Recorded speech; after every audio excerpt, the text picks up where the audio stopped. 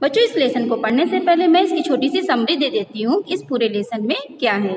बच्चों, इस लेसन में पर्यावरण के बारे में बताया गया है कि किस तरीके से सब कोई मिलकर पर्यावरण को शुद्ध रखते हैं। जैसे कि वृक्ष, पशु, पक्षी, ये सब मिलकर हमारे पर्यावरण को क्या करते हैं, स्वच्छ बनाए रखते हैं। और किसी एक की भी को भी क्या नष्ट होने लगते हैं या नुकसान पहुंचता है, उससे हमारा पर्यावरण प्रभावित हो सकता है। तो आइए बच्चों, हम इस लेसन को पढ़ते हैं। एक राजा था, अनपढ़, नासमझ और जिद्दी। उसका शासन बड़ा कठोर था। वह किसी की भी नहीं सुनता था और अपनी मनमानी किया करता था। एक दिन राजा रथ पर सवार होकर घूमने के लिए निकला। रास्ते में भीषण तूफान आ गया, साथ ही जोरों की वर्षा होने लगी। मार्ग में पेड़ उखड़कर गिर पड़े। आगे जाने के लिए रास्ता नहीं था। राजा रथ से नीचे उतर गया। पैदल चलते हुए वह आगे बढ़ा और एक वृक्ष के नीचे खड़ा हो गया। उस पेड़ पर एक चिड़िया बैठी हुई थी। उसने राजा के सिर पर बीट कर दी। राजा का सिर और कपड़े गंदे हो गए। उसे बहुत गुस्सा आया और उसने निश्चय किया कि बीट करने वाली चिड़िया जाति को समूल नष्ट कर दूंगा और रास्ते में रथ रोकने वाले वृक्षों को कटवा दूंगा। दूसरे दिन राजा ने अपने दरबार में मंत्रियों को आदेश दिया कि देश के मार्गों के सभी वृक्षों को काट दिया जाए, जंगलों को जला दिया जाए और पक्षियों को मार दिया जाए। मंत्रियों ने राजा को ऐसा न करने की सलाह दी, परंतु राजा ने उनकी एक न सुनी। उसने अपने आदेश के कारणों को स्पष्ट करते हुए कहा, आंधी तूफान से वृक्ष उखड़कर सड़क के बीच गिर पड़ते हैं। वृक्षों के सड़क पर गिरने से अनेक दुर्घटनाएं होती हैं। इन वृक्षों की आड़ में शत्रु सैनिकों को छिपने का अवसर मिलता है। वृक्षों की डालियों पर और वृक्ष के नीचे खड़े हुए यात्रियों पर बीट कर देते हैं। वृक्षों की डालियों पर पक्षी अपने घोंसले बनाते हैं और वृक्ष के नीचे खड़े हुए यात्रियों पर बीट कर देते हैं। इसीलिए यथाशीघ्र सभी वृक्ष और पक्षियों को नष्ट कर दिया जाए। राजा की आज्ञा का पालन किया गया। देश के सभी वृक्षों को नष्ट कर दिया गया और जंगल में आग लगा दी गई। वृक्षों के न होने से पक्षियों ने अन्य देशों में शरण ले ली। इस कारण देश में कीड़े मकोड़ों की संख्या बढ़ गई। प्रकृति के स्वस्थ वातावरण में काफी बदलाव आ गया। धीरे धीरे सारा वातावरण प्रदूषित हो गया। अनेक बीमारियां फैल गई। प्रजा परेशान हो गई। राजा ने जानना चाहा कि प्रजा उसके बारे में क्या सोच रही है। इसके लिए राजा गुप्त वेश में बाहर निकला। एक गांव में एक किसान मिला।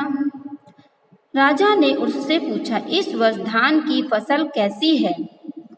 किसान ने बहुत ही उदासी से कहा, फसल की बात क्या पूछ रहे हो? राजा के उल्टे सीधे कार्यों के कारण देश में बादलों को रोक सकने वाले वृक्ष ही नहीं रह गए। देखते देखते सारे बादल दूसरे राज्यों में जा रहे हैं। अगर वे रुक भी जाएं तो उन्हें शीतल करके पानी में बदलने वाले वृक्ष नहीं रहे। राजा के द्वारा किए गए कार्यों से तुम्हारा क्या नुकसान हुआ है? राजा ने पूछा। किसान ने गुस्से के साथ उसे देखकर कहा, यह नुकसान नहीं तो और क्या है? वर्षा काल में महीने में 3-4 बार वर्षा हुआ करती थी, परंतु अब साल में एक बार भी वर्षा नहीं होती।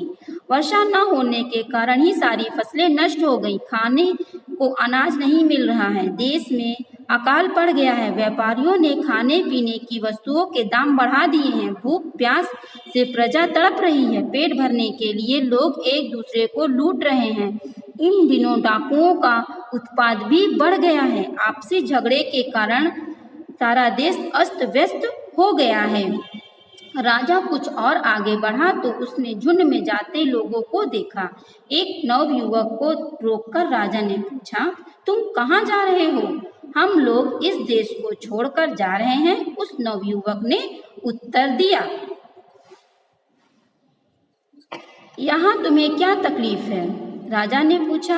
राजा के अविवेकपूर्ण कार्यों से देश के सारे जंगल नष्ट हो गए हैं रोगियों के इलाज के लिए जिन जड़ी बूटियों की आवश्यकता होती है, जंगल समाप्त हो जाने से अब वे नहीं मिल रही है। बिना इलाज के लोग मर रहे हैं। घरों के निर्माण और रसोई के लिए लकड़ी नहीं मिल रही है। वृक्ष कटने से स्वास्थ्य वृद्धि करने वाले वृक्षों का अभाव हो गया है।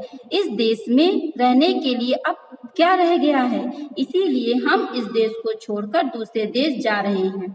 उस नवयुवक ने जवाब दिया। किसान और नवयुवक के विचार सुनकर राजा बहुत दुखी हुआ। कड़ी धूप में भी राजा आगे बढ़ता गया। वह चलते चलते थक गया था। रास्ते में वृक्षों के न होने से वह आराम नहीं कर सका। इतने में एक डरा हुआ व्यक्ति राजा के पास आकर कहने लगा, ओ यात्री, जरा सुनो, तुम यहाँ से जल्दी भाग जाओ। क्यों? राजा ने पूछा। जंगलों को नष्ट कर देने से शाकाहारी जानवर, भूखों हिंसक पशु आबादी वाली बस्तियों में घुस आए हैं। शेर चीता लोगों को मारकर खा रहे हैं। मेरी बात सुनकर तुम यहाँ से जल्दी भाग जाओ, उस अजनबी ने राजा से कहा।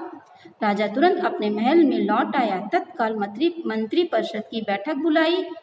राजा ने पछताते हुए कहा, मैंने देश में सारे वृक्षों को कटवाकर और जंगलों में आग लगवाकर कितनी बड़ी भूल की है। अब यह जान गया हूँ, वृक्षों के न होने से जंगली जंतु और पक्षी नष्ट हो गए हैं। इससे प्रकृति में हुए परिवर्तनों से अनेक हानिकारक वस्तुएं पैदा हो गई हैं। मैंने न केवल वृक्षों को कटवाया बल्कि देश और उसके भविष्य को भी नष्ट कर दिया है। राजा ने मंत्रिपरिषद के सदस्यों की ओर देखा। सभी मंत्री उसकी बातों को ध्यान से सुन रहे थे। राजा ने आगे कहा, आप लोगों की सलाह और अच्छी बातों को मैंने अनसुना कर दिया था, लेकिन इस कटु अनुभव ने मुझे एक नया पाठ पढ़ाया है। हमारे पूर्वजों का विचार था कि वृक्षों से जंगल, जंगलों से मेघ, मेघों से पानी, पानी से जीवन और जीवन से हंसी खुशी मिलती है। इस सत्य को मैंने अब जान लिया है। राजा के स्वभाव में आए इस परिवर्तन को देखकर मंत्रिपरिषद चकित था। तो बच्चों, ये लेसन यहीं समाप्त होता है। इस लेसन में बस इतना ही। अगला टॉपिक हम अपने नेक्स्ट वीडियो में पढ़ेंगे। तब तक के लिए आप घर पे रहिए और सुरक्षित रहिए।